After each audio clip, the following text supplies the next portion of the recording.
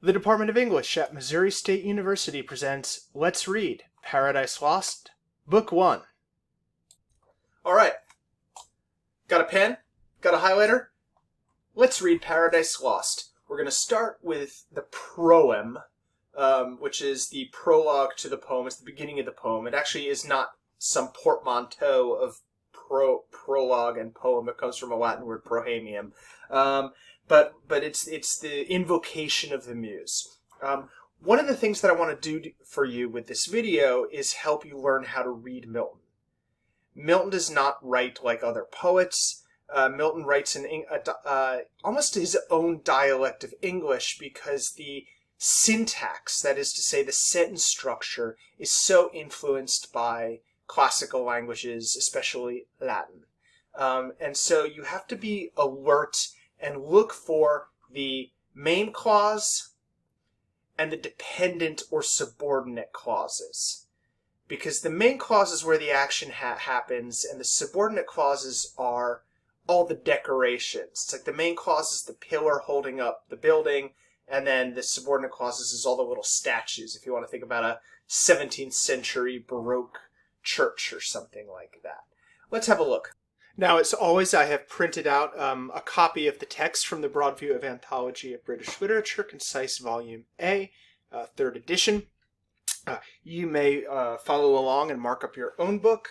I have to teach this over and over again, so I don't like to mark up my own book, so here we go. It's also beautiful, hey? I think it's beautiful, and I think that you don't need necessarily to understand completely every last line or dozen lines in Paradise Lost in order to appreciate the experience and get something out of it.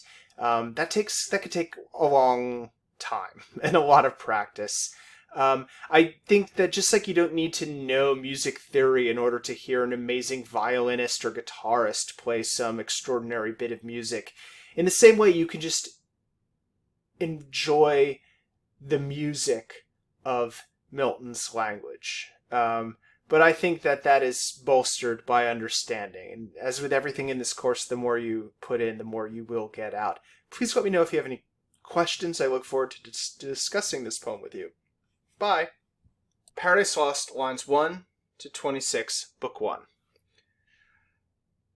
Of man's first disobedience in the fruit of that forbidden tree, whose mortal taste brought death into the world and all our woe with loss of Eden, till one greater man restore us and regain the blissful seat, sing, heavenly Muse, that on the secret top of Oreb or of Sinai didst inspire that shepherd who first taught the chosen seed in the beginning how the heavens and earth rose out of chaos. Whew, okay, that's the first sentence.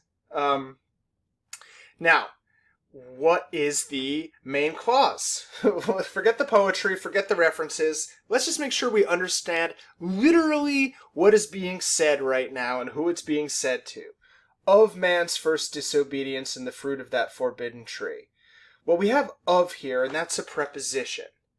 And so we don't have a sentence yet. I don't even see a verb. Whose mortal taste?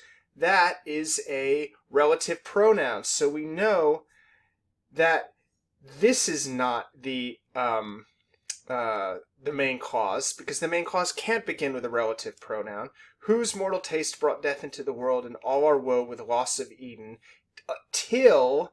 Okay, this is introducing yet another subordinate clause, because one greater man restore us may be a sentence, but until one greater man restore us isn't.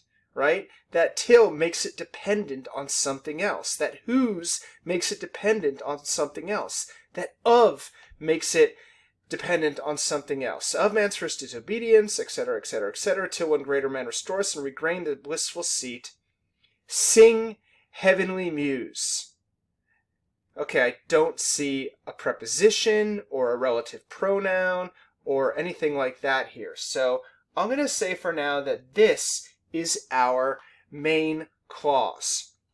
Cut away everything else, and this is what the first sentence says. Sing, heavenly Muse.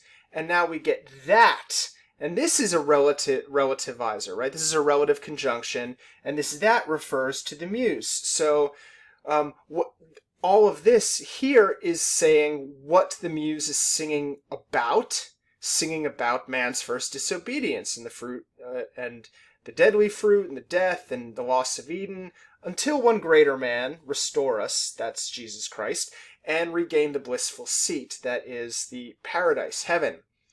This is the topic. Ambitious, eh?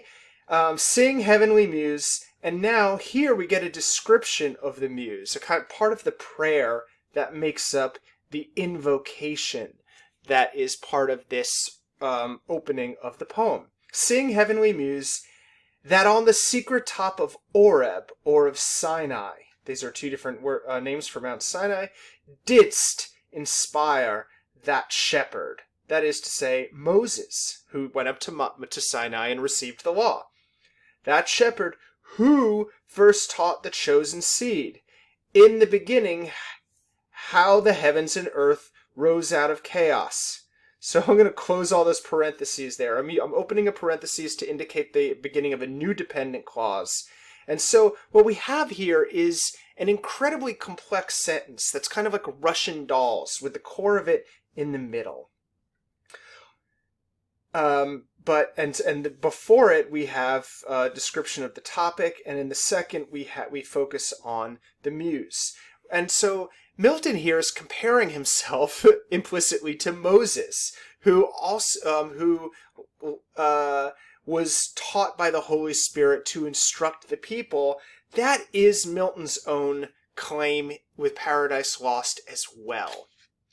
Or, if Sion Hill delight thee more, and Siloa's brook, that is Shiloh, that flowed fast by the oracle of God, that is the old temple of Jerusalem, I from this invoke thine aid to my adventurous song, that is to say, my heroic poem, my epic poem. It's an adventurous song.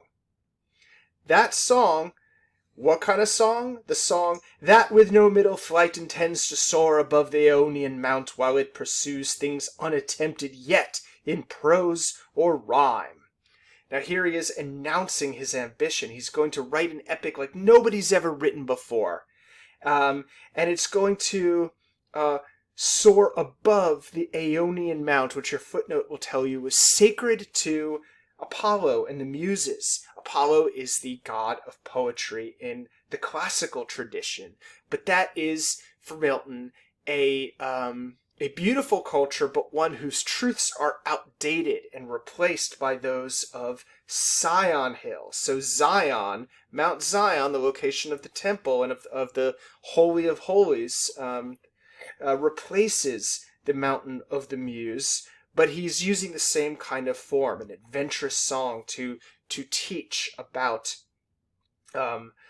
sacred truths.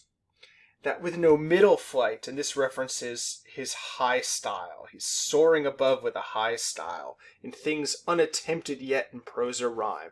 As I mentioned in the context lecture, this is one of the reasons why he didn't choose to write about Arthuriana, which was his original plan for an epic. He decided to write an epic about the most important topic ever for him.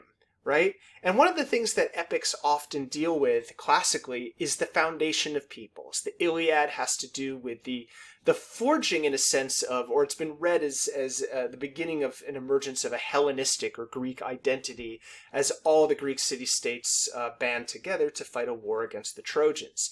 The Aeneid is very self-consciously a national or imperial epic, as Virgil writes about the founding of Rome, and he does so for the first emperor, Augustus Caesar. Milton's going to outdo all this by writing about the foundation of the world itself, and of a war that's much greater than a Trojan war, the war in heaven that happens before creation.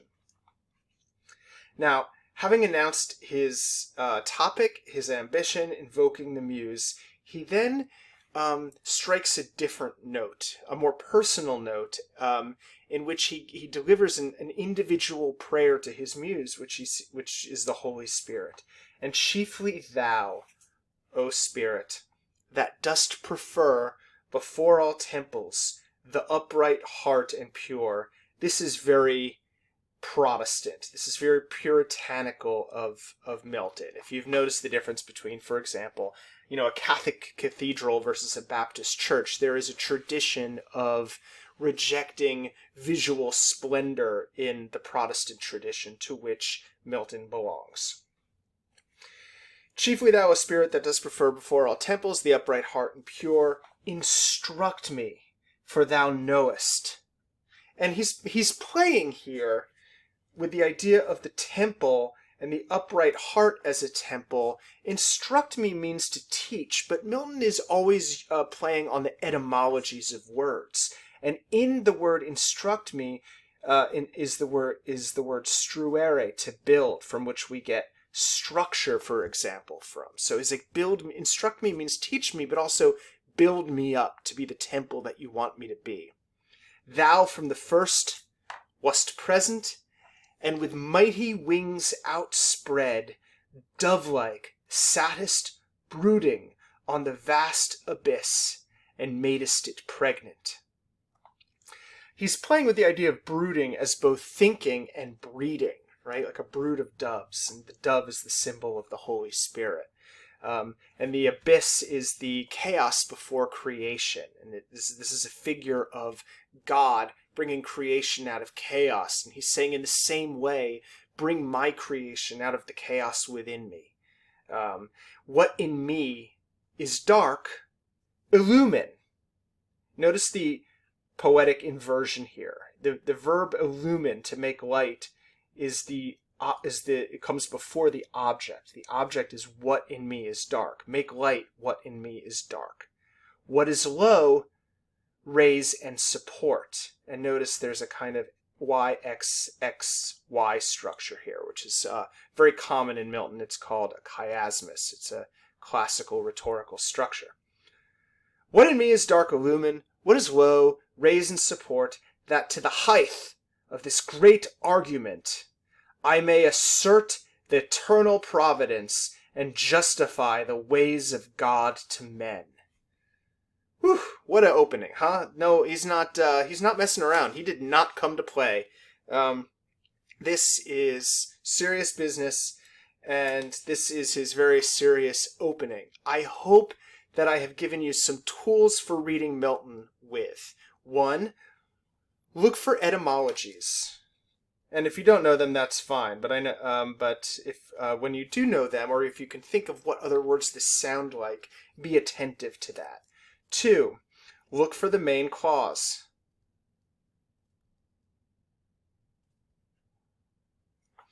Where is the main clause in the second sentence here? Or if Sion Hill delight thou more, in Siloa's brook that flowed fast by the oracle God, I thence invoke thine aid to my adventurous song. That is the second main clause, and it repeats the invocation. Sing, heavenly muse, I invoke thy aid.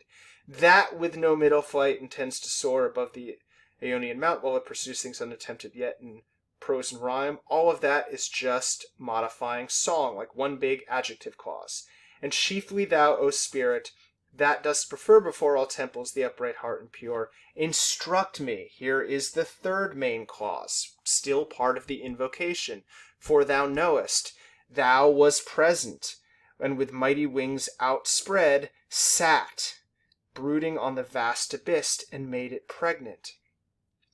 Here we get a main clause describing the action of the Holy Spirit, and this seems fitting for a poet like Milton to center that. You sat brooding on the vast abyss and made us pregnant. What in me is dark, illumine what is low, raise and support. And now the main clauses are getting thicker and thicker as he rises to his climax and pronounces his goal, that to the height of this great argument, that is to say his topic, his subject, I may assert the eternal providence and justify the ways of God to men. This is his purpose. This is the aid he's asking for in achieving that purpose. The other thing I invite you to look for is very frequently what are called poetic inversions. Look for alterations in word order in normal sentence order. Look for the object to come before the verb, or even before the or even both of those to come before the subject. And again, if it's been a while since you've used this grammatical terminology, it is abundantly available on the internet or YouTube to review these things, to give you a set of tools.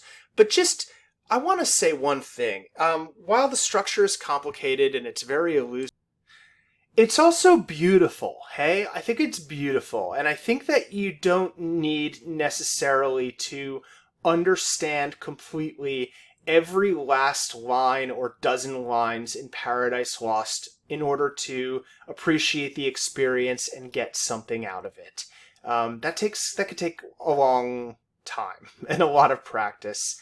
I think that just like you don't need to know music theory in order to hear an amazing violinist or guitarist play some extraordinary bit of music, in the same way you can just enjoy the music of Milton's language. But I think that is bolstered by understanding. And as with everything in this course, the more you put in, the more you will get out. Please let me know if you have any questions. I look forward to discussing this poem with you. Bye.